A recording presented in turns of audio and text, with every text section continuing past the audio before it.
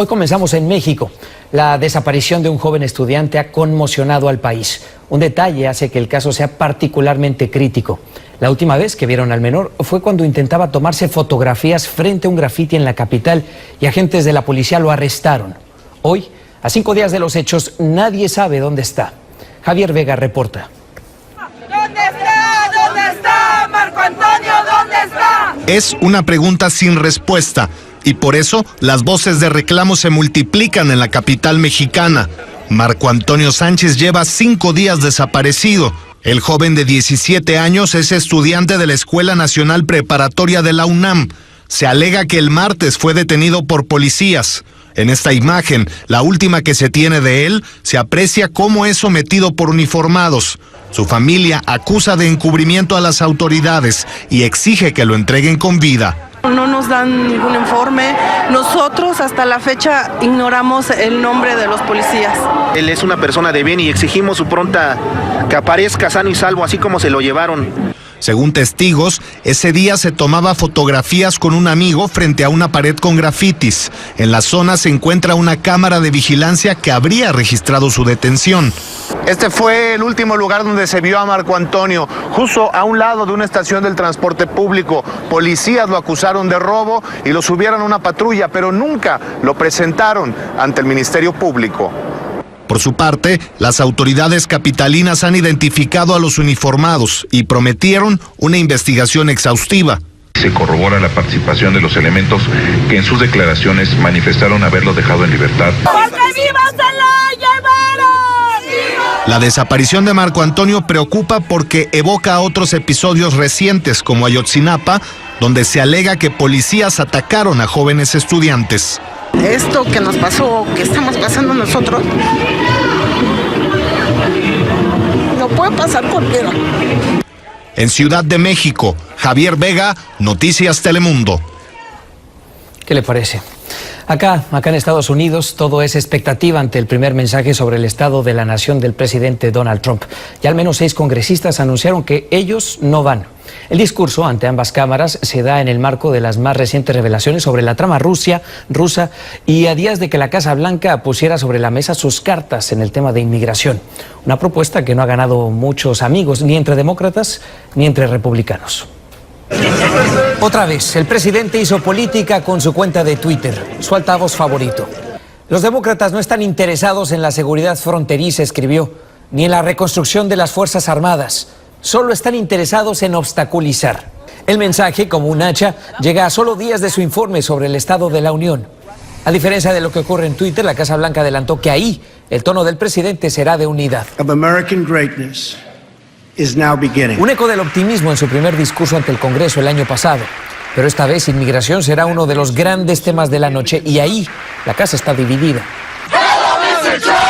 Con los jóvenes beneficiados por DACA en vilo, hace unos días el presidente presentó una propuesta que ofrece un camino a la ciudadanía para 1.8 millones de Dreamers. ¡Estamos en la lucha! A cambio quiere, entre otras cosas, $25,000 millones para la construcción del muro en la frontera. En Twitter, Trump explicó sus razones. Número 1, para resolver un problema que lleva ya mucho tiempo. Y número 2, para demostrar que los demócratas no quieren resolver DACA, solo lo quieren utilizar. Pocos creen que la propuesta migratoria de Donald Trump llegue a buen puerto. Ultraconservadores como Ted Cruz han expresado su desacuerdo. Sería un error, dijo el senador, dar ciudadanía a aquellos que están aquí ilegalmente.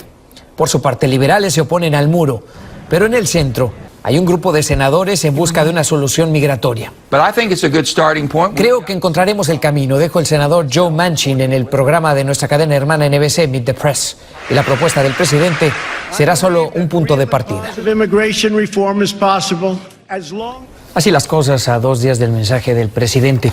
Para este discurso, senadores y representantes han invitado a personas destacadas en distintos temas políticos y sociales. Y entre ellos hay decenas de Dreamers que escucharán con atención lo que el presidente tenga que decir sobre su propuesta migratoria.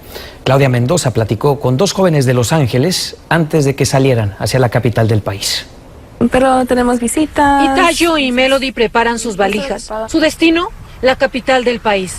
En estas se empacan sus esperanzas y de ahí esperan regresar con más fuerzas para lograr sus metas. Lo que empacamos ahorita es energía para llegar a Washington y hacer todas nuestras acciones para poder pasar el Dream Act. Escuchar lo que va a decir Trump, pero usar todo lo que va a decir. Es frustrado, pero estoy usando eso como mi motivación. Ellas son parte de los casi 40 Dreamers invitados por representantes y senadores para presenciar el mensaje de Estado de la Nación del presidente. Para ellas, el viaje representa una oportunidad para mostrar el lado humano de esta controversia. De verdad, escuchan nuestras historias porque hay muchas personas indocumentadas que no nomás están estudiando, pero trabajando, son doctores, están haciendo diferentes cosas para los Estados Unidos. Para Aitayu y Melody, quienes han venido luchando por un estatus permanente, la propuesta migratoria que presentó la Casa Blanca y que se espera sea tratada por el presidente no es una solución real. No apoyo nada lo que ha dicho porque está poniendo en riesgo a la comunidad inmigrante y también a muchas familias. Aún así, están conscientes de que pueden perder la batalla, pero dispuestas a luchar. Y si algo no se diera, de todos modos sabremos que hicimos todo lo que pudimos. Para estas jóvenes soñadoras, el viaje a Washington será un vuelo de esperanza. Confían que su silenciosa presencia en el hemiciclo cameral se haga sentir hasta la Casa Blanca. En Los Ángeles, Claudia Mendoza, Noticias Telemundo. No olvide que Noticias Telemundo tendrá todo lo que suceda durante el discurso presidencial en nuestro especial Trump, Estado de la Nación. Este martes a las 9 de la noche, 8 Centro, 6 Pacífico. Y bien, seguimos por un momento con el tema de inmigración. En los últimos meses hemos visto el arresto de numerosos activistas pro-inmigrantes sin ciudadanía. Las autoridades aseguran que estas detenciones no obedecen a ninguna represalia, pero los líderes sociales creen que ellos son el nuevo objetivo de ICE. Edgar Muñoz nos cuenta. Yo no me siento protegido porque mismo... Iván Ceja es activista defensor de los Dreamers. Está consciente de que puede ser deportado a su natal Michoacán después de participar en las protestas del Congreso. Para él, las recientes acciones de los agentes de inmigración contra activistas no ciudadanos solo buscan crear miedo. Yo creo que sí se han hecho los policías de Trump, porque con él a cargo, yo creo que ellos se ponen en más confidencia de hasta atacarnos más y a veces violar las mismas reglas de ellos mismos. ICE wants me to stop my job. La activista mexicana Maru Mora, quien tiene 25 años viviendo en Estados Unidos, le llegó en diciembre pasado en Seattle, Washington, un citatorio a su casa notificándole que comenzó un proceso de deportación. Cuando mi visa expiró en 1996 y me quedé en el país, salí públicamente como persona indocumentada en la lucha contra las detenciones y deportaciones. Pero no han sido los únicos. El año pasado, una joven argentina fue detenida después de una conferencia de prensa. La activista de San Diego, Silvio Campo, fue deportada a Tijuana. Y en Nueva York, 2 dirigentes del movimiento Nuevo Santuario también fueron detenidos. Este juego que está jugando ICE en nuestra contra solamente nos va a hacer más fuertes. Nosotros decidimos salir públicos y exponer esta táctica sucia por parte de ICE. Estas imágenes de la patrulla fronteriza pateando botellas de agua en el desierto de Arizona se hicieron públicas este mes por la organización No Más Muertes. Un voluntario de la agrupación Scott Warren fue arrestado y espera juicio. La patrulla fronteriza en Arizona negó que fuera en represalia. Los activistas que entrevistamos nos dijeron que con esta serie de detenciones, lejos de silenciarlos, los anima a continuar con las protestas, porque insisten, a estas alturas ya no hay marcha atrás. En Los Ángeles, Edgar Muñoz, Noticias Telemundo. Por segunda vez en una semana, agentes de ICE detuvieron a un inmigrante en un autobús Greyhound. Ocurrió en Fort Lauderdale, Florida. El detenido fue un ciudadano de Trinidad y Tobago que vive desde hace 12 años en Estados Unidos sin documentos, pero sin antecedentes penales. Otros pasajeros del autobús grabaron el momento de esta detención. El chef José Andrés y un restaurante de Washington se disculparon el uno al otro por un malentendido. El cocinero español había acusado a la hija del presidente Ivanka Trump de pedir al establecimiento que no lo dejara entrar a un evento para el cual él creía haber sido invitado. Lo cierto, y esto lo subrayó después el restaurante, es que en la lista no se encontraba el chef. La propia Ivanka negó estar involucrada. Después José Andrés terminó agradeciendo la aclaración tanto al local como a Ivanka y se disculpó por haberse precipitado en su tuit. El senador republicano por Florida, Marco Rubio, destituyó a su jefe de personal, Clint Reed, después de recibir varias denuncias de conducta inapropiada con subordinados. Al hacer el anuncio, a través de un comunicado, Rubio no quiso dar más detalles por deseo de las víctimas, pero aseguró que contaba con pruebas suficientes del comportamiento de su empleado. En otras noticias, un informe de la organización Prison Policy Initiative revela que mientras la población masculina en las cárceles del país desciende, la femenina crece. Víctor Hugo Rodríguez analiza el reporte. Desde la cárcel, la señora María se comunica con su hijo Rubén Paredes, de 20 años. Ella forma parte de las estadísticas que demuestran cómo en los últimos 30 años el número de mujeres en prisiones federales y estatales ha aumentado gradualmente en Estados Unidos. Esto según Prison Policy Initiative. Me siento triste porque me dejó con todos. La madre de Rubén fue detenida junto al conductor del auto en el que viajaban por ir a exceso de velocidad en Luisiana y por no tener una licencia de conducir. Ya como a las 2, 3 de la tarde me llama y me dice: aquí estoy encerrada con la policía. El reporte también indica que en muchos de los casos las mujeres pasan más tiempo en prisión que los hombres y esto se debe a que no cuentan con los recursos para poder pagar una fianza.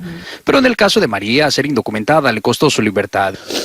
Yo trato de no enseñar que me siento mal enfrente de mis hermanos, ¿verdad?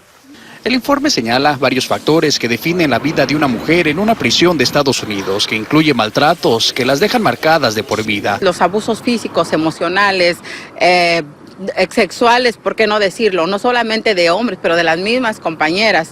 El reporte también indica que la mayoría de las personas que se encuentran en prisiones o en cárceles como esta no están ahí por haber cometido actos violentos, sino porque cometieron delitos menores relacionados con droga o de propiedad. Aún así, expertos aseguran que las mujeres son castigadas sin brindarles recursos para que puedan transformar sus vidas y reintegrarse nuevamente a la sociedad. Y aunque la madre de Rubén no da detalles de lo que sucede dentro, ella solo tiene palabras de aliento. Ha batallado mucho para que le hagan esto. Víctor Hugo Rodríguez, Noticias Telemundo. Una balacera en un bar de Cancún, México, dejó por lo menos 3 muertos y 7 heridos. Las autoridades indicaron que un comando armado llevó a cabo el tiroteo y ahora buscan a los agresores. Por el momento se desconocen los motivos del ataque, que es el segundo de este tipo que ocurre en esta ciudad turística en lo que va del año. Y un suceso similar ocurrió en Jalapa, Veracruz, también en un bar. El músico del establecimiento y un guardia de seguridad perdieron la vida y otras 4 personas quedaron heridas durante un tiroteo. También en este caso fueron varios individuos los que entraron en el local y comenzaron a disparar para después emprender la huida. Un grupo de deportados salvadoreños libra una intensa batalla por sobrevivir. A su regreso al país se encuentran con falta de oportunidades, delincuencia y hasta trabas legales.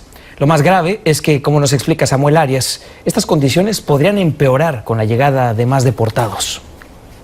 Un país sin trabajo y con salarios de miseria, es lo que dice haber encontrado Roxana, quien vivió 8 años en Jackson, Mississippi, y fue deportada hace 8 meses. Una experiencia que aún la hace llorar. Rotundamente destrucción. Nicolás vivió 3 décadas en Houston y fue deportado hace 3 años. Dice que solo ha encontrado falta de apoyo del gobierno y hasta discriminación.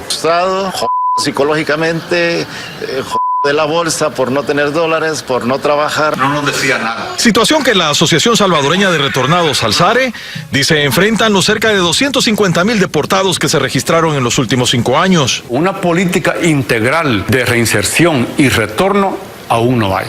Y es que a pesar que desde hace 6 años existe una ley de apoyo a ese sector aprobada por el Congreso salvadoreño, los retornados aseguran que es casi inoperante. Como primer paso piden que se establezca un procedimiento uniforme para recuperar pertenencias que quedaron en Estados Unidos. Wilfredo asegura que así podría traer una maquinaria de construcción. Yo no estuviera en la posición donde estoy ahorita, sin nada. Pero el gobierno sostiene que ya existe una política de apoyo a los retornados desde que llegan y por medio de un programa que entrega a emprendedores $1,500 para impulsar su propio negocio. Más de 1 año de estarse ejecutando y con los cuales hemos beneficiado a más de 5,000 personas. Un apoyo que, según esta representante de la Procuraduría General de la República, resulta insuficiente para los deportados y para los amparados al TPS que están por venir. Por la cantidad de personas que retornan es insuficiente o se queda limitada. La precaria condición de los deportados también se reflejó durante esta convención nacional, donde se esperaban 50 delegados de todo el país y solo se presentaron 22. En San Salvador, El Salvador, Samuel Arias, Noticias Telemundo. Recuerde que Telemundo está en línea. Puede seguirnos en noticiastelemundo.com, en Facebook, en Noticias Telemundo y Twitter, en nuestra cuenta @TelemundoNews. Muy bien, a partir de mañana se podrán presentar las declaraciones de impuestos y este año hay muchas interrogantes por el nuevo Código Tributario que se aprobó apenas a finales del año pasado. Muchos se preguntan cómo nos puede afectar. Angie Sandoval explica. Con sus documentos en mano y mucha paciencia. Hola, ¿cómo estás? Hola. Patricia Santapau llegó a la cita para preparar su declaración de impuestos. Yo vine temprano para ver si recibo el reembolso antes, porque es importante para cumplir con todos los compromisos que tengo para mis 2 hijos. Como ella, casi la mitad de los contribuyentes en Estados Unidos dicen depender económicamente de los reembolsos. Sin embargo, enviarlos temprano no garantiza una devolución rápida. Prepararlos bien es la clave. Completar la mayor información en documentos o en récords y llevarlo completo al preparador. Esto significa presentar no solo los W2 de su trabajo, sino también los intereses que pagó por su hipoteca, los gastos educacionales de sus hijos y los médicos. ¿Y qué del nuevo código impositivo por ahora? No debe preocuparse. Esta temporada vamos a hacer la declaración de impuestos con la ley antigua. La reforma entra en vigencia para la declaración que haremos en el año 2019. Lo que hay que estar alerta este año y siempre es a dónde va a preparar su declaración. Elvira siempre va a un profesional con licencia. Así de esa manera evito, si por alguna casualidad pueden tomar mis informaciones personales como mi número de seguro social y otra persona puede declarar los impuestos antes que yo. El gobierno aconseja enviárselos directamente a esta agencia por correo electrónico. Debido a que el 15 de abril cae domingo y el lunes es feriado, tiene hasta el martes 17 de abril para su cita con el tío Sam. En Miami, Angie Sandoval, Noticias Telemundo. Ni hablar, toca rendir cuentas. Copán Álvarez, ¿cómo estás? Así es, ¿qué tal, Julio? Muy buenas Bienvenido. tardes a todos. Bueno, una jornada muy emotiva en el deporte, ¿no? No solamente en el fútbol, pero mucho en el deporte. Y vamos a arrancar en México con lo que ha sucedido en esta jornada dominical de la Liga MX, donde Toluca y Cruz Azul abrieron esta jornada y empataron 1-1. En la cuarta fecha de este torneo. Abrió la cuenta el argentino Pablo El Pitu Barrientos para los choriceros y en el segundo tiempo empató Felipe Mora, el delantero chileno que ya lleva 2 goles en este campeonato. Este resultado, la verdad, no le ayuda a ninguno de los dos. La máquina está en la 9ª posición con 6 puntos y el Toluca, con 1 punto menos, está 11º. Este es el 7º empate entre ambos en los últimos 20 enfrentamientos entre Toluca y el conjunto de Cruz Azul. Y pasamos a la Liga Española porque hoy sufrió el Barcelona para derrotar al Alavés. Fue 2-1 con polémica por una mano de Umtiti en el área. Pero bueno, abrió el marcador John Guidetti a los 23 minutos del primer tiempo y en la segunda etapa Luis Suárez y Lionel Messi con un golazo de tiro libre le dieron el triunfo al Barça, que de esta manera mantiene el invicto y suma su 18ª victoria en el campeonato. Los blaugranas están 11 puntos arriba del Atlético de Madrid, que marcha segundo. Vamos hasta Inglaterra porque se disputó la 4ª jornada de la FA Cup y el Manchester City, igual que en la Premier, está imparable. Hoy derrotó sin problemas al Cardiff City, equipo de la Championship o segunda división inglesa, por 2-0. Abrió el marcador Kevin De Bruyne a los 8 minutos y lo liquidó Raheem Sterling al 37 para el equipo de Pep Guardiola, que este miércoles se enfrenta al West Bromwich en la Liga Premier. Y vamos a cerrar con la noticia más importante del día. Esta madrugada acá en los Estados Unidos, Roger Federer, su majestad, el mejor tenista de la historia, volvió a ganar un Grand Slam. Consiguió su 6º abierto de Australia al derrotar a Marin Cilic en 5 sets y este es el 20º Grand Slam de su carrera a sus 36 años. Realmente impresionante lo del suizo, que sigue impresionando al mundo del tenis y al deporte en general. Las lágrimas creo que contagian a todos. De esto y mucho más vamos a hablar hoy en Titulares y Más fin de semana. Caballero Federer, ¿eh? La verdad que sí. Tipazo. Muchas gracias, Copán. A ti.